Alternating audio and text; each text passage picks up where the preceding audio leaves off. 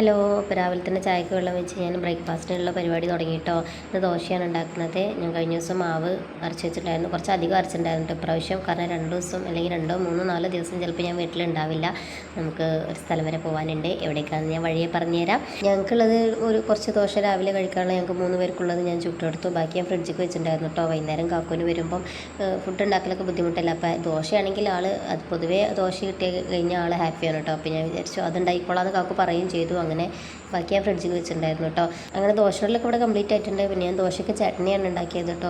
ചട്നി തേങ്ങാ ചട്നി. അതായത് ഞാൻ മുന്നേ പറഞ്ഞിട്ടുണ്ടായിരുന്നു ഞാൻ ഇങ്ങനെയാണ് ഉണ്ടാക്കാറെന്ന്. വീഡിയോ കണ്ടിട്ട് എനിക്ക് കുറച്ച് പേര് എന്നോട് ചോദിച്ചിട്ടുണ്ടായിരുന്നു, നീ ഇങ്ങനെ എന്താ ചട്നി ഉണ്ടാക്കുന്നത്, അങ്ങനെ ചട്നി ഉണ്ടാക്കില്ലല്ലോ എന്നൊക്കെ പറഞ്ഞിട്ടുണ്ടായിരുന്നു കേട്ടോ. ഞാനൊരിക്കൽ എൻ്റേതായ രീതിയിൽ ഞാനൊന്ന് ട്രൈ ചെയ്ത് നോക്കിയതാണ്. അപ്പോൾ എനിക്ക് ടേസ്റ്റ് തോന്നി. അപ്പോൾ ഞാൻ പിന്നെ ഉണ്ടാക്കാറ് ഇങ്ങനെ തന്നെയാണ് കേട്ടോ. പിന്നെ അങ്ങോട്ട് ചട്നി ഉണ്ടാക്കുമ്പോൾ എപ്പോഴും ഞാൻ ഈ ഒരു സ്റ്റൈലിലാണ് ചട്നി ഉണ്ടാക്കാറ്. ഇങ്ങനെ ഞാൻ മുന്നേ പറഞ്ഞിട്ടുണ്ട് കേട്ടോ. ഇനി വേണമെങ്കിൽ പറഞ്ഞാൽ മതി, ഞാൻ പറഞ്ഞുതരാം.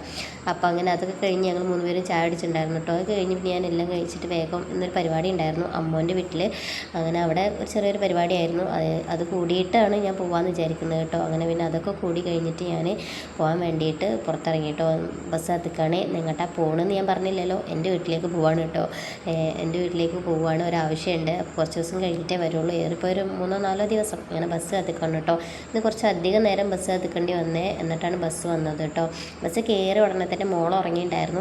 അവളെ ഏകദേശം ഉറങ്ങുന്ന ഒരു സമയമാണ്, ഉച്ച സമയമാണ്. അപ്പോൾ പിന്നെ ബസ് കയറിയപ്പോൾ അതുകൊണ്ടാണ് തോന്നുന്നു ബസ് കയറിയപ്പോൾ തന്നെ അവൾ ഉറങ്ങി കേട്ടോ. അങ്ങനെ ഒരു വളാഞ്ചേരി എത്തുന്നത് വരെ അവൾ ഉറങ്ങിയിട്ടുണ്ടായിരുന്നു. വളാഞ്ചേരിയിൽ നിന്ന് അടുത്ത ബസ് കയറിയപ്പോഴാണ് അവൾ ഉണർന്നത് കേട്ടോ. അന്ന് ബസ്സിൽ കയറിയപ്പോൾ തന്നെ ബസ്സിൽ നമ്മുടെ ഇഞ്ചി മിഠായും കടലമിഠായൊക്കെ കൊണ്ടുവരുന്ന ആൾക്കാരെ അങ്ങനെ കൊടുത്തിട്ടുണ്ടായിരുന്നു കേട്ടോ. അതിൽ നിന്ന് അവരുടെ ബോക്സിൽ നിന്ന് അവൾ ഇതെടുത്ത് കൈ പിടിച്ചു. പിന്നെ മേടിച്ചു കൊടുക്കല്ലാണ്ട് ഭാഗമില്ലല്ലോ. അങ്ങനെ പിന്നെ അതായിട്ട് കുറച്ച് നേരം ഇരുന്ന് കളിച്ചു കേട്ടോ. അങ്ങനെ പിന്നെ ഞാൻ വീട്ടിലെത്തി. പിന്നെ രാത്രി താത്തയും മക്കളും വന്നിട്ടുണ്ടായിരുന്നു കേട്ടോ. അവരൊക്കെ ഉള്ളതുകൊണ്ട് പിന്നെ അവൾ ഭയങ്കര ഹാപ്പി ആയിരുന്നു കേട്ടോ മോള്. അങ്ങനെ പിന്നെ അവൾ ഡാൻസ് കളിക്കുന്നത് കണ്ട് അവൾ പാട്ട് ഡാൻസ് കളിക്കുന്നതിൻ്റെ ഒപ്പം ഇവളും ഒപ്പത്തിനൊപ്പം നിന്ന് കൊടുക്കുന്നുണ്ട് കേട്ടോ. ഡാൻസ് കളിക്കലും കൊട്ടലും പാടലൊക്കെ ആയിട്ട് നല്ല രസമായിരുന്നേ. മോൾക്ക് പാട്ട് കേട്ട് കഴിഞ്ഞാൽ പിന്നെ അപ്പം ഡാൻസ് കളിക്കും കേട്ടോ. എന്ത് പാട്ടാണെങ്കിലും പാട്ട് കേട്ടാൽ അപ്പം അവളൊന്ന് അവളുടേതായ രീതിയിലൊരു ഡാൻസ് ഉണ്ട്, അവൾക്ക് നിർബന്ധം. നല്ല രസമാണ് കാണാൻ കേട്ടോ. അങ്ങനെ പിന്നെ കുറച്ച് നേരം ഞങ്ങൾ അതൊക്കെ നോക്കിയിരുന്നു. അത് കഴിഞ്ഞിട്ട് പിന്നെ ഞങ്ങൾ ചോറുന്നത് കിടന്നുണ്ടായിരുന്നു കേട്ടോ. അപ്പോൾ ഇന്ന് ഇത്രയേ ഉള്ളൂ. ബാക്കി നാളെ. Okay, by.